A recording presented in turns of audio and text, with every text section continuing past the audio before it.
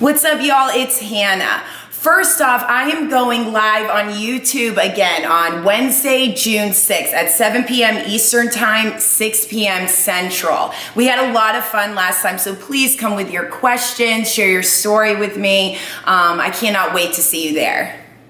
5 signs of bipolar disorder. And these were a lot of the ones that were present in my life.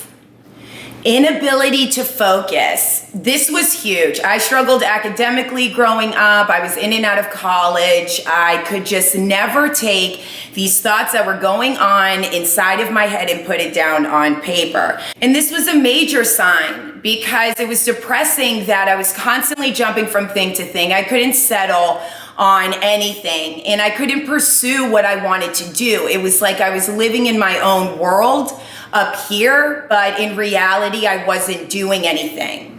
Alcohol and drug abuse. This is a major sign of bipolar disorder. And luckily, I don't struggle with addiction, but I know a lot of people that live with bipolar disorder that have. But the way I relate to this is that my grandmother was undiagnosed for bipolar disorder. And of course, back then they didn't have any type of treatment. And she was an alcoholic till the day she died. She was a brilliant woman, but because she abused alcohol so severely, all of that was lost. And she lost her family, she lost her friends, she lost everything because of this. Frequent highs and rock bottom lows. Like I was going higher and dipping down lower, and it was more often to the extent that I was either present with my friends or I was completely gone. Irresponsible behavior. Everyone defines irresponsible in their own way, and I don't believe in constantly questioning your actions. But when it comes into play regarding bipolar disorder is when you're impulsive and when you're spending money that you don't have. I know people who have put themselves into debt, doing things that damage yourself and others. You know, just spending money on ridiculous things, and I used to do that. And kind of was just a little bit too carefree about my life, never thinking about the future.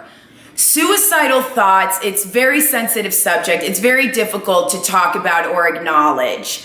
I've had suicidal thoughts without really acting upon them. I think it's just something that is present, but something that definitely needs to be addressed. In my opinion, out of any of the signs, if you are having suicidal thoughts, you need to go and seek help immediately. The bright side is that there is treatment, and people are scared of treatment, which I understand. They feel like it takes away from themselves. But if you go about it in the right way, which I've talked about in previous videos, so subscribe to my YouTube channel, you can get a better outcome. Again, I'm going live on YouTube on June 6th, which is a Wednesday at 7 p.m. Eastern Time. I really hope to see you there. I can't wait to meet you, and I'll see you next week. Bye.